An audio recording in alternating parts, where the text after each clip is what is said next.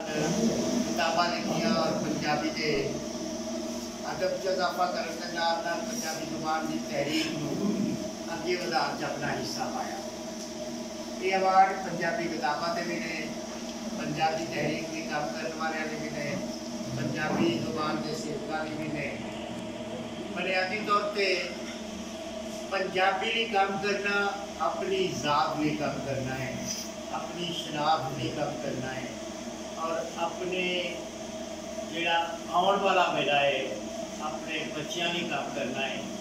क्योंकि जे असी ज़बान से तवज्जो नहीं देवांगे तो असी इल्म तो वांझे रह जाएंगे। दुनिया का असूल है कि सिर्फ मादरी जुबान से दिता हुआ इल्म जोड़ा है वो ही हमेशा जिंदा रहता है और उहदे ही चंगे नतीजे निकलते हैं। बाकी किताबों जो असी कर रहे हैं कि असी सिर्फ रट्टे लवा रहे हैं, असी डिग्रियां ते वंड रहे हैं, लेकिन साडे साइंस के स्टूडेंट 1100 चो 1100 नंबर लै रहे हैं।